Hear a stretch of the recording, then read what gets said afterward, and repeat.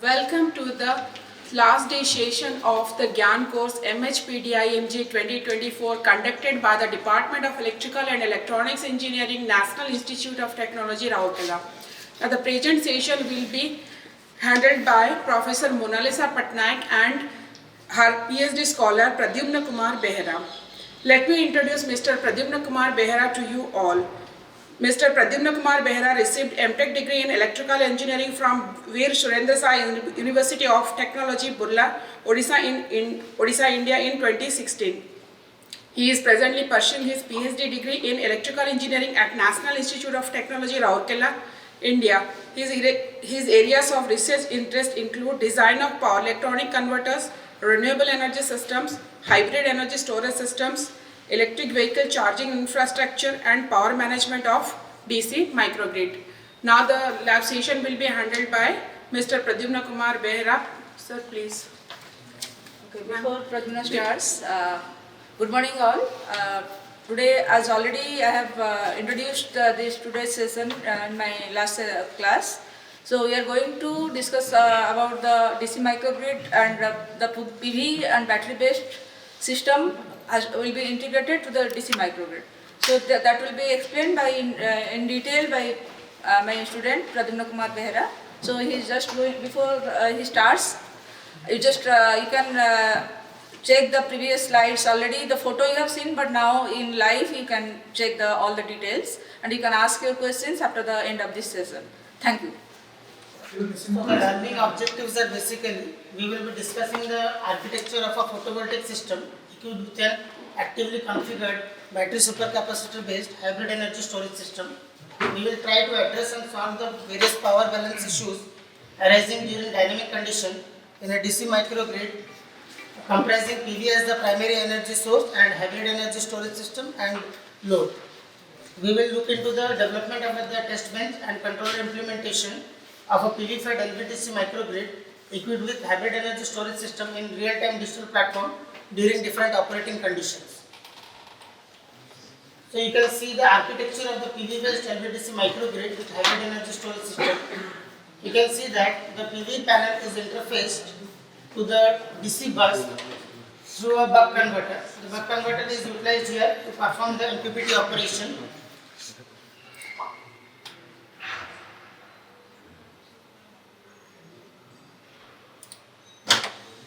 And here we can see that we have two different bidirectional converters. The configuration is same, but they are connected in actively configured fashion, and it is used for the charge and discharge control of the battery and supercapacitor. So various control schemes associated with the PV-based LVDC microgrid is first we are having the maximum power point tracking control. In this you can see we are having a PV-fed standalone system in which a PV module is connected to the load through a buck converter, and we are using buck converter as an interface in between the PV module and the load. Basically, in case of maximum power point tracking control, the important is the load matching between the source and the load. So basically, you can see that the relationship between the input variables and output variables of the buck converter during steady state is represented by equation number 1. The important point is that the load impedance that is getting reflected at the input side of the converter is given by equation number 3. So if you can see that the relation of the internal impedance with respect to there is a relation with respect to the duty. So by adjusting the duty ratio, the internal resistance is varied such that it should be equal to the characteristic impedance of the PV module under a certain operating scenario. This is the flowchart of the Kataban of the MPPT method. Already most of the people are acquainted with this one. It is used to track the maximum power from the PV panel. You can see that I have marked 4 operating points M, N, O and P. At the peak of this PV curve, you can see the slope is 0 actually. This is the point at which maximum power point is present. And based on the scenario, we can see that whether the operating point is moving in the upward slope or it is moving in the downward slope. Accordingly, we have to determine the maximum power point.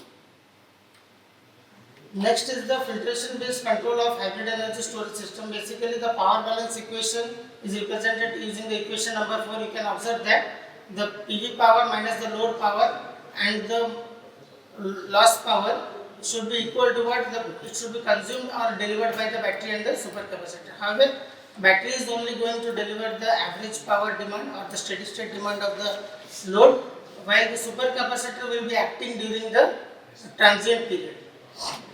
So here you can see what we are doing for controlling the DC bus voltage.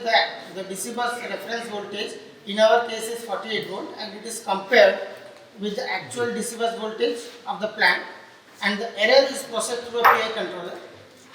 The output of the PI controller will generate the total reference current required to maintain the DC bus voltage. This INET reference is the total reference current generated from the when the error is processed through the PI controller. It is getting segregated into two components through a low pass filter, and the steady component or the average component is provided to the battery controller, and the other component is given to the supercapacitor. So in this control strategy, we can see that the LPF splits the total reference current into two different components. One is the high frequency component and other one is the average component.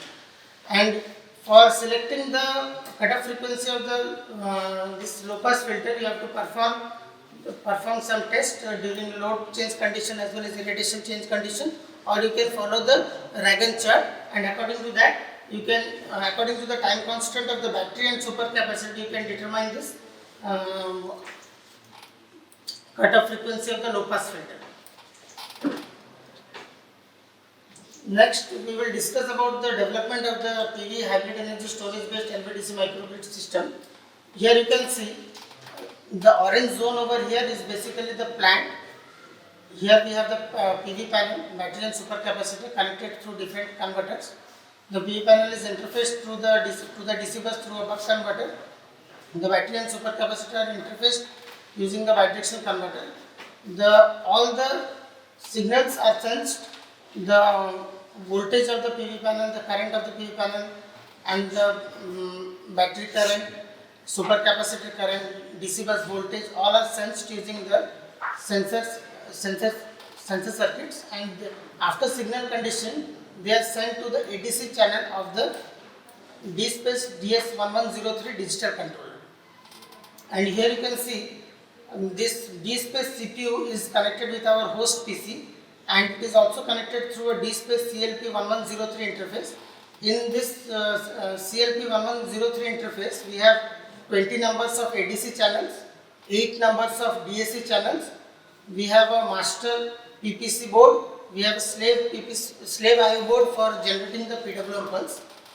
And in our host PC, we are basically implementing the MPPT controller. We are implementing the power management. And also in the host PC, we have another software that is basically your DSpace DS1103 Control Test 5.6, which is basically used for experimenting, visualizing, and data monitoring, data recording, storing, and plotting are done in the Control Test 5.6. Here I have shown you the parameters of the PV panel. The maximum power is 600 watt at 1000 watt per meter square and 25 degrees Celsius. The open circuit voltage is 90 volts. The short circuit current is 9 ampere, and the rated voltage or the maximum power point voltage is 75 volt, and the current at the maximum power point is 8 ampere. The buck converter connected to the PV panel is having a specification. The inductor value is 1 millihenry. The input capacitor you can see is a 220 microfarad. The output capacitor is 470 microfarad. And the switching frequency considered for this case is 10 kilowatt. Similarly, I have shown you the various specification of the hybrid energy storage system. We have considered two number of battery packs, lead acid battery pack having individual voltage of 12 volt, and the inductor value is 0.5 millihenry. And we have connected a supercapacitor pack having a voltage of 16.2. We have connected two numbers of supercapacitor voltage. So the rated voltage is going to 32.4 volt, and the inductor for the supercapacitor energy storage system is also 0.5 millihenry, and the switching frequency of the bidirectional converter is considered same as that of the buck converter, that is the 10 kHz only. So next I am going to discuss about the design and calibration of sensors. We are using the LEM-MIC LA55P current sensor. This current sensor is having a maximum current measurement of 50 ampere. Okay. Now what we are trying to do, this current transducer is developed in such a manner, we have connected in the test rig in such a manner. So we want to scale the 10 ampere current to 5 volt. Let's say you can see that the current transducer is developed in the developed test rig to scale down the current of from 10 plus minus 10 ampere to plus minus 5 volt.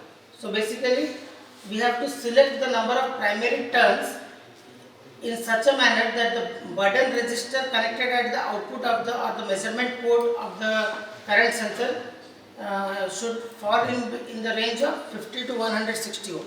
This is actually specified in the data sheet of this current sensor. And further, the maximum number of turns NP is also decided by the maximum value of current. As we know that this current is having a maximum current measurement of 50 ampere. So what I am doing, I am trying to scale my 10 ampere to 5 volts. So what I will do, I will first of all I will find out the number of turns that is required. So 50 divided by 10, it is the number of turns should be less than or equal to 5 actually. So here I have mentioned that where NP can be 1, 2, 3, 4 or 5. Now this particular current transducer exhibits a conversion ratio of 1:1000. So I have considered 5 number of turns. I am considering the number of turns as 5, and you can see that for my measuring current is 10 ampere. So then I have to calculate the output current. For this you have to use this formula. So what you have to do, you have to just multiply the measuring current value, this is 10 into 5, by the current transducer ratio. You are getting a current of 0.05 ampere. Now for an input current of 10 ampere, the output measuring resistance or the button resistance to acquire a 5 volt at the output is calculated using this formula. You can see that it is 5 by 0.05. We are getting a value of 100 ohm. So this value, the button resistor value, I have to connect 100 ohm. In the similar manner, if you are not having a 100 ohm resistor, let's say you are having a resistor of, let's say, 110 ohm. So in the reverse manner also you can follow, and you can change the number of turns. I can show you I can tell you one instance. If you want to measure the maximum current of 25 ampere, then you have to use the number of turns to be 2. Then you can use the button resistance as 100 ohm. So there are some important points you should note while selecting the output resistors. See, the output resistor or the button resistor should not be selected beyond 150 ohm. As the data sheet is specifying that you can connect any resistor in between 50 to 160 ohm, but actually from my observation, what I have seen that if I am going beyond 150 ohm, so I am getting non-linearity in the measurement reading. And as low as possible, the tolerance value of the button resistance should be selected. The tolerance value of the button resistance actually should be selected in 1% range. If you are getting a lower tolerance value of resistance also, then it will be very good actually. Further, in order to increase the accuracy in the measurement and to reduce the effect of temperature on the button resistor, we are not using a quarter watt resistor, but instead we are going for a half watt or 1 watt resistor. That is very important. That is one of my observation. Now I am going to discuss about the design and calibration of voltage sensor. So let's say for this instant we have considered a source voltage of 200 volt and it is required to be downscaled to plus minus 5 volt. And this particular transducer has a measuring voltage of, it can measure a voltage in between 10 to 500 volt. And it operates at a plus minus 15 volt supply. Similar is the case for the LEM LA55 sensor also. It operates in the range of plus minus. The power supply requirement is plus 15 as well as minus 15. And the manufacturer data, if you go through, you can find that the primary side current is 10 milliampere. So as we are seeing that the primary side current that should be entering this voltage transducer is 10 milliampere. So we have to connect one source resistance Ri. Source resistance we have to connect, and we have to select this source resistance very carefully, because this current should not exceed 10 milliampere. And also this LV25P current sensor exhibits a conversion ratio of 2500 is to 1000. So in this case, first of all we have to find out the primary current. How we will determine the primary current? Obviously we have the source voltage that is connected to your plant. It may be 200 volt, or for some other person it may be 400, for some other person it may be 100 volt, or for some other person it may be 500 volt. So first of all you have to calculate this current, the primary current, and you should keep in mind that it should not go beyond 10 milliampere. So what we are getting over here, what I am doing, I have connected a 20 kilo ohm resistor. So 200 by 20 kilo ohm resistor, I am getting what? 10 milliampere current. So I have taken the maximum value, I have kept the maximum value for easier calculation. Now for calculating the button resistor, the data sheet is specifying that you should select the input resistance. This input resistance Ri should be selected in such a manner that the button resistor or the output resistor should fall in the range of 100 to 350 ohm. Right? So in this case what you have to do, so the first what we are doing, first of all we are calculating the power dissipated. Power dissipation we are calculating while selecting the input resistance. First of all we will be finding out the power, how much power it will be dissipated. So for power you can V square by R you can do, you can see that I am getting 2 volt.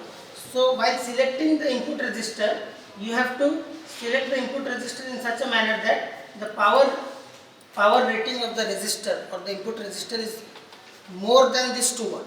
So usually we are going for 3 watt, 4 watt, 5 watt, sometimes we are going for 8 watt also. So why it is required? Because otherwise there may be a chance due to overheating, there may be failure of this input resistor. So there are some important points. Again, in order to avoid the nonlinearity in the measurement reading, we should not go beyond 300. This is one of my observation, and the low tolerance value of the output resistor should be selected. And again, the button resistance value, in order to increase the accuracy in measurement and to reduce the effect of temperature change, half watt or 1 watt power rating resistor should be selected actually. Next I will be discussing about the IGBT or the MOSFET driver. We are using the TLP350 optocoupler based IGBT and MOSFET driver. It is very popular choice for the gate driver application, and it basically provides the isolation between the input and the output port. You can see the input port and output ports are actually isolated. So it basically what it do, it basically helps to protect the control circuitry from voltage spike and the noise. You can see that this side the ground is different and this side the ground is going to be different. So it is the input and the output side are completely isolated from each other. And this TLP350 actually comes with 8 LED dual-in package, and the input signal or the pulse that we are getting from any of the controller, right? We will be, for this we are connecting a 320 ohm resistor, because the current sink for this TLP350 is also very less. And it is very important to know that the input is reference to the signal ground or the control ground. This ground is the same ground as that of your controller, or in our case it is the DSpace DS1103 digital controller, and which is separate from this power ground. This is actually the power ground. This is, both are isolated from each other. And here you can see the result. We are getting input pulse from the DSpace DS1103. We are getting the switching frequency we have taken at 20 kHz. And here you can see that the peak to peak voltage is 3.44 volt. And the output voltage you can see the same 20 kHz pulse is coming, but here you can see we are getting a voltage of 15.8 volt. That is actually required to drive a MOSFET or IGBT actually. So these are some of the references. which can be followed. And now I am going to show you the interface of the DSpace controller.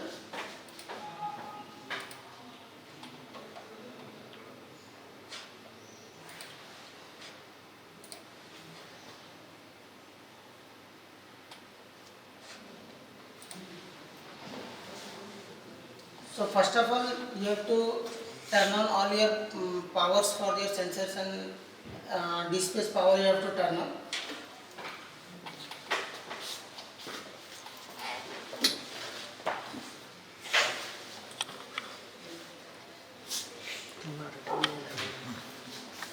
You can see this one. This is our CLP1103 digital controller. Here you can observe. Here we have 20 numbers of ADC channels are there. Here we have 20 numbers of ADC channels. And here we have 8 number of DAC channels. This slave IO. This slave IO is, we are using this slave IO for getting out the PWM signals for our buck converter and bidirectional converters. Next, when we are opening the MATLAB, then already we have installed the DSpace platform with this system. So one pop-up will come. Here you can see that various selections will be given to you. So for our system, in this system we have connected the DSpace 1103 digital platform. So for this you have to select RTI 1103. If I select this RTI 1103, you can see that it will be configuring the DSpace software. For the MATLAB version, actually this DSpace DS1103 is compatible with the 2016A version. So you can see this, all the real-time interface to the Simulink and all these are getting activated, and you can see a message in the command window that the real-time implementation platform support is getting activated. Now it is completely activated.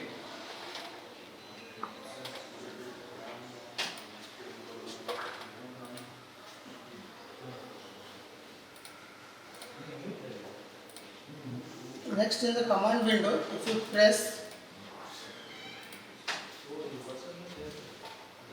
now I have shown you that the DSpace DS1103 is completely activated. So if you type command RTI and press enter, so you can see that we have a library of the DSpace DS1103 digital controller is going to open up. In that you can see various block sets are present, and we have the master PPC and its slave DSP F240. In the master PPC window, if you double click this one, you can get the various ADC and DAC channels, and also you can get different interfaces, and the encoder also you can get for if you are trying to measure the speed of a motor. You can use this encoder, position encoder you can use. Similarly, if I go back and open the slave DSP F240, in this you can see we have got various PWM blocks you can get. This is PWM, this is DS1103SL DSP PWM. Other one we have DS1103SL DSP PWM3. This is basically we are using for the 3-phase pulse generation. This is we are using for generating pulse in case we are operating with the DC microgrid. And similarly you can get different if you want to do the space vector modulation also, you can get the block over here. Similarly you can get some demo models also. If you go through if you double click the demo, you can get different demo models present over here related to different systems actually. If you are getting started with the system, then first of all you will be getting a demo model related to the spring mass damper system, and lot of examples are also present. You can open it and you can visualize that one and learn from there. So now I will be discussing about the power management in the PV fed LVDC microgrid comprising of this hybrid energy storage system. Already I have modeled this one for saving the time. So I will show you what I have done. So first of all we have to sense the signal of the PV system. So we are sensing the voltage of the PV system, we are sensing the current of the PV system. So what we have done, we have connected the sensor output to the ADC channel, MUX ADC channel 6 and 7. So from here you can see I have selected 6 and 7. 6 from 6 number channel I am using it to take my PV current, and I am using the MUX ADC converter 4. Converter 4, in that we have got two number of channels. One is the 13 and other one is the 14 channel. 14th number channel I am using it for getting my PV voltage. So in the similar manner, you can see that I have used different ADC channels. I have used the ADC channel 19 for measuring the DC bus voltage. I have used the ADC channel 18 for measuring the battery current. Similarly, I have used the converter 3, ADC converter 3, channel 9 and 10 for measuring the supercapacitor current, as well as for measuring the battery voltage supercapacitor. In the similar manner, what you can do is you have to connect all your sensor output to the ADC channel, and these blocks you can get from the library. Just now I have shown you the library, right? In that library you can get all these blocks, and after this you have to model your system, model your control algorithm. So for PV MPPT, the input that is going is IPV and VPV. If I open this subsystem, you can see that here you can see I have connected two gains.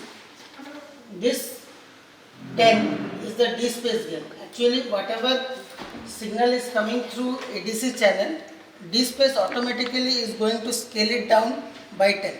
So in order to get the same value, obviously I have to multiply the gain over here. Let's say I am measuring, I am getting a 5 ampere current, so it is going to come 0.5. So in order to get 5, again I have to multiply this D-space gain, and this one is the sensor gain. So for this case you can see if I am measuring, if I am taking the output as 10 volt and I want 10 ampere, and I am scaling it to 5 volt, then the D-space gain is going to be 2. But for this case, for the PV system, I have used two number of turns. I have used, this one is the PV sensor. This one is the PV sensor. You can see that here I have used two number of turns, and therefore here the button resistor connected is 100 ohm. So this current sensor is capable of measuring maximum current of 25 ampere. So what I am doing, I am scaling the 25 ampere to 5 volt. So obviously what is the sensor gain? 25 by 5 is going to be the sensor gain. So the value comes to be 5. So in the system you can also, that's why I have used this gain sensor as 5. Similarly for VPV, I have used the sensor gain of 50. This is the voltage sensor. Voltage sensor, this side, it is measuring a voltage of, input voltage of 250 volt. It can, maximum voltage I have connected 250 volt, and the button resistor I have connected 100 ohm. So in that sense what I am doing, I am converting the 250 volt to 5 volt. So in this sense the gain, sensor gain becomes what? 50. So I have connected, you can see in the system I have connected a gain of 50, and this 10 is the inherent gain of the D-space DS1103 digital controller. Now all the outputs, in this, the output of this one is going to the MPPT block, and here we are doing the pattern and observe MPPT algorithm. Here we have written one code for this one actually.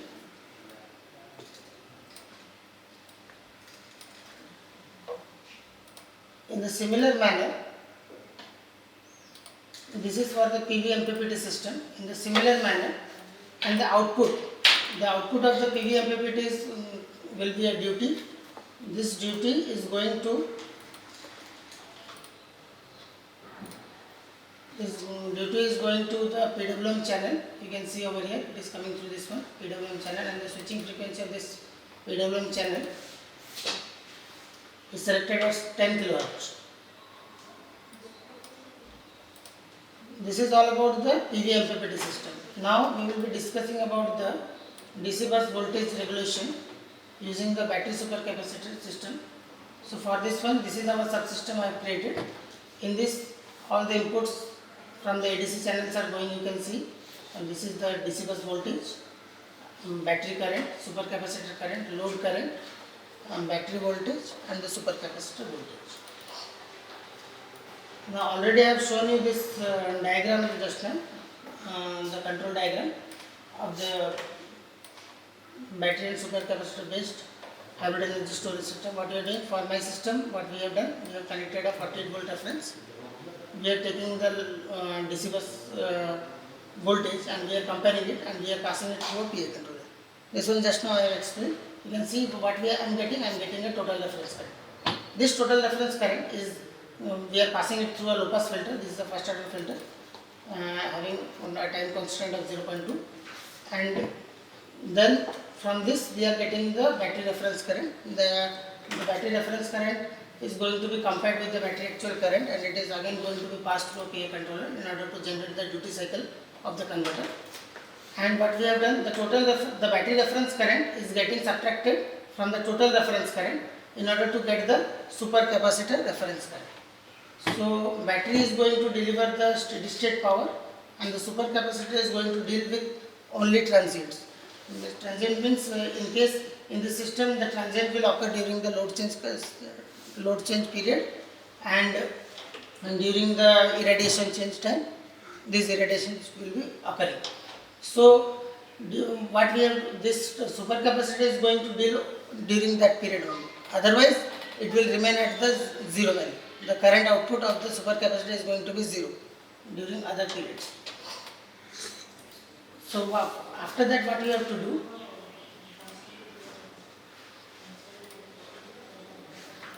after you model the complete system using all the ADC blocks and after modeling the control algorithm, you have to simply press Ctrl B or you have to press this symbol. You have to build this model.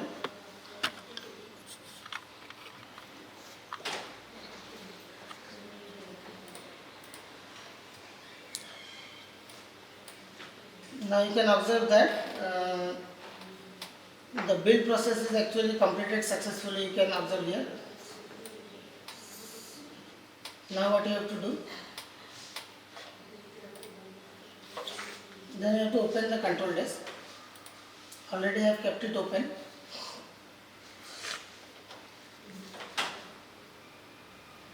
I have to go to file.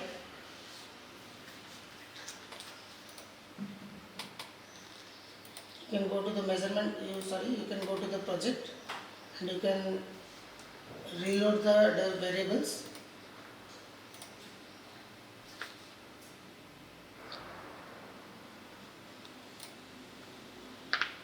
Then you have to press go online.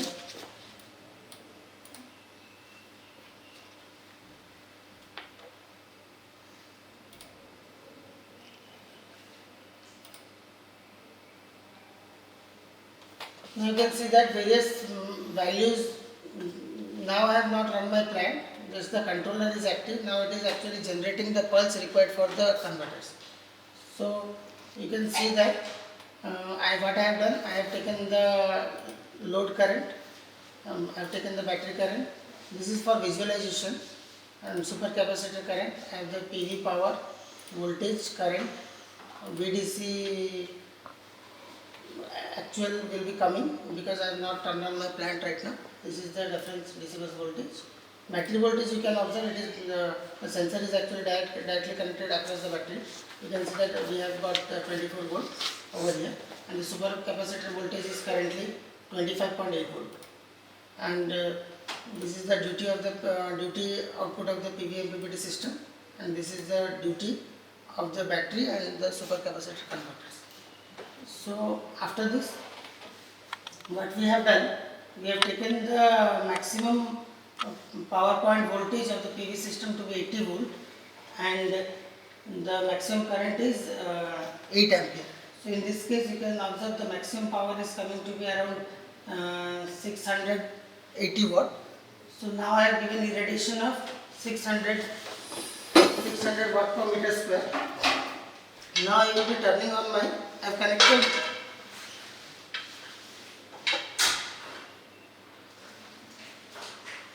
now I am turning on the PV emulator.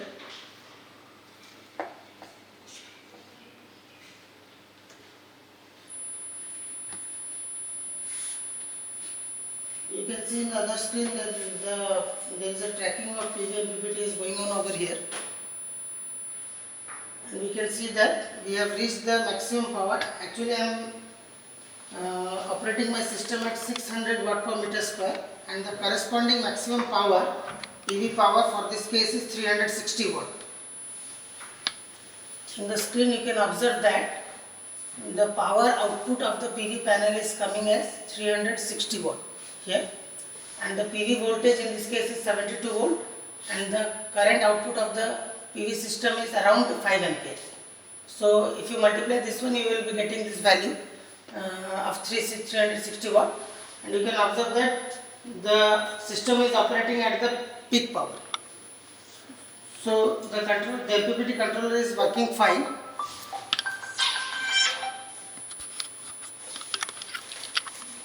Now I will be turning on my battery system.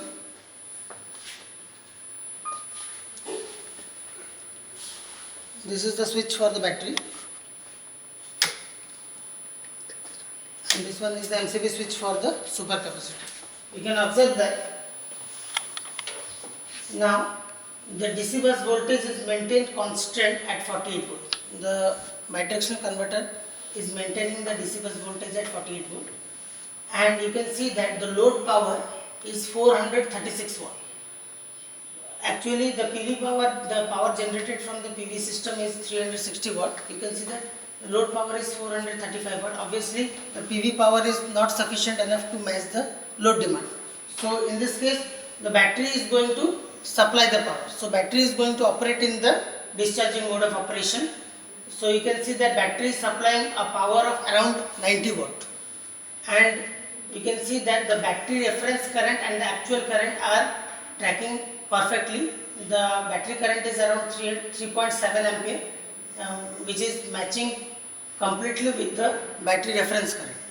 Similarly, you can see, observe over here, the supercapacitor current is at zero value. Now because we are operating in the steady state period, right? Now there is no transient is occurring. So in this case you can observe that, so the value is completely at zero. Now I will show you, I will decrease my irradiation.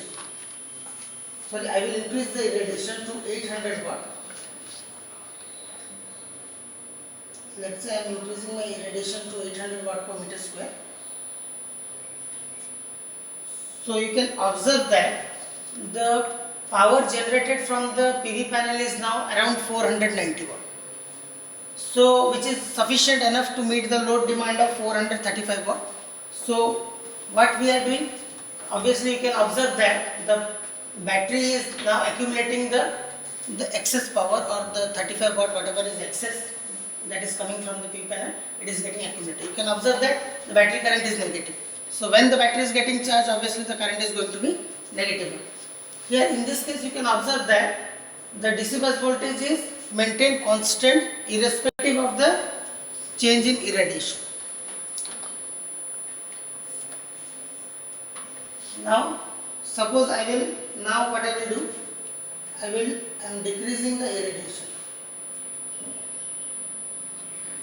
Okay, I will decrease the irradiation to, let's say, 500 watt per meter square.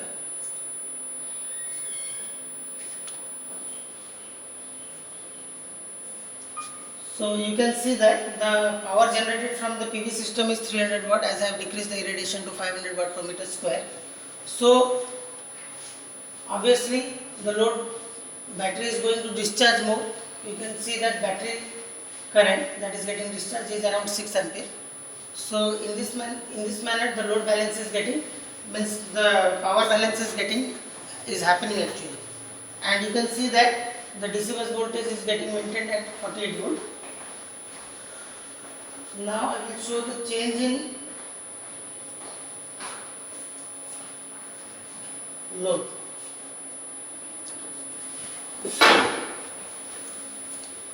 Now I am increasing the resistance of the load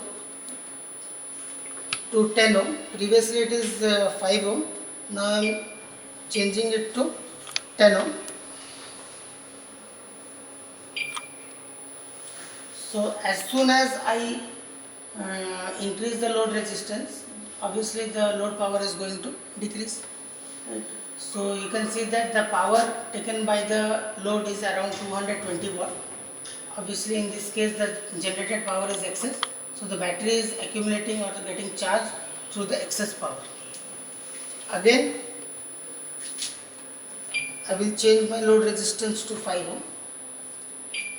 So you can see that again the same previous operation is happening. If you carefully observe, now I will do a load change again. You just carefully observe the supercapacitor current and the supercapacitor reference.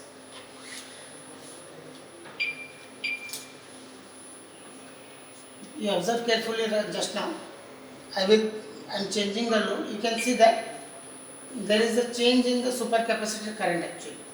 So the transient is actually when there is a transient, the supercapacitor is acting and it is giving the transient power to support the battery during that period, and then it is going down again to 0.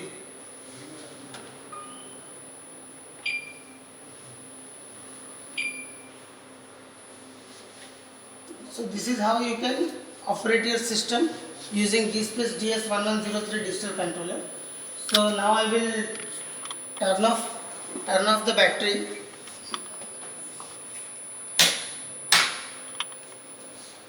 Now the battery is, you can see the battery is disconnected from the system. You can now see that the DC bus voltage is not getting maintained at 48 volt.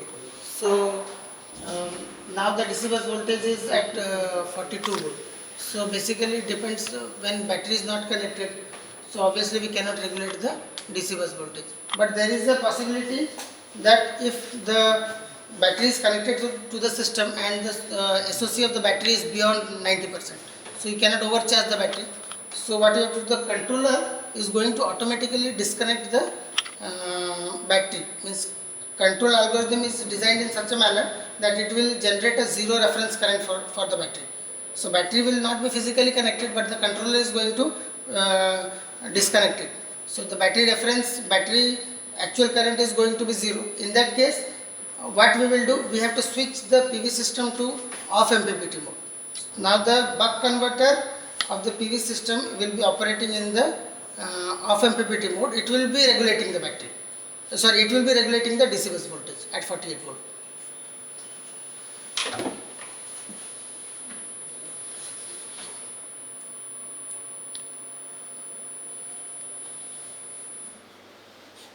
So I have turned off the PV system.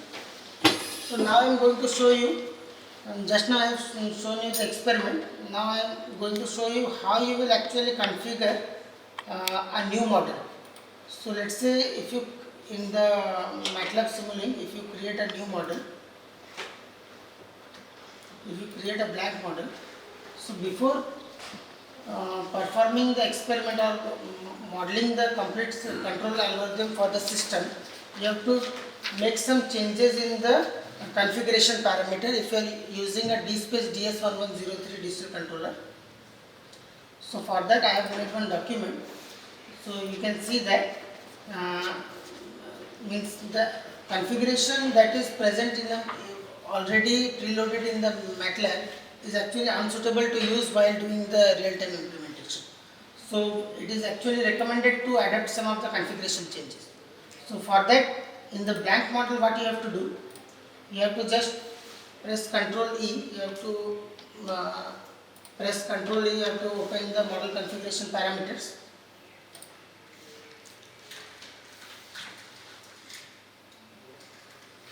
And first of all, for the simulation time will be kept at 0 and the stop time should be selected to be infinite.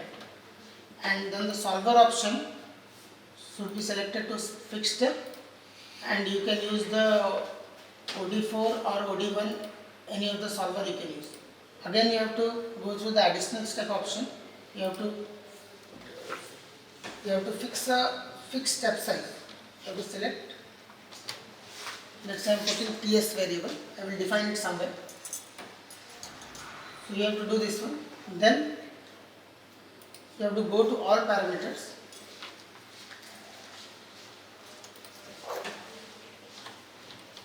You have to type in the search pane block reduction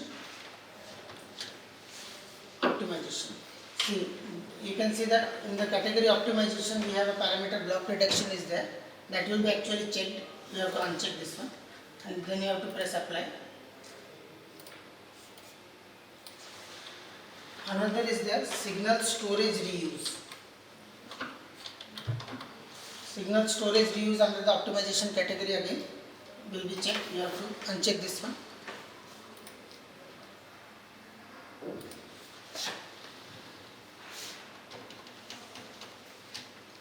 Another parameter is there, conditional input branch execution will be there. Conditional input branch execution also you have to uncheck this one and you have to apply this one. Then you have to set the target.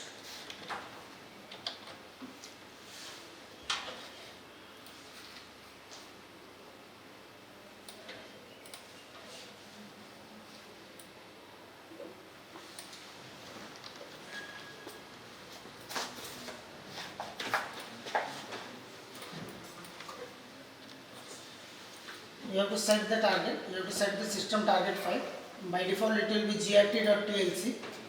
So you have to change it to RTI 1103.tlc. Real-time implementation using the DSpace DS1103, that's why it is RTI 1103.tlc. Then you have to press apply. So this is the first step when you are doing real-time implementation. This is actually the first step.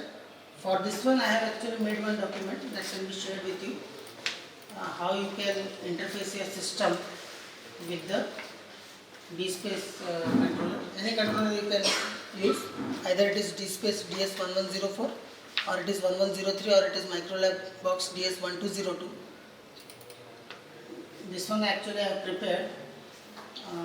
Here you can see I have kept all the details. One can edit this one and do modeling using the DSpace DS1103 digital controller. So this document I will share with the volunteers, they will share with all of you. So thank you for the patience hearing.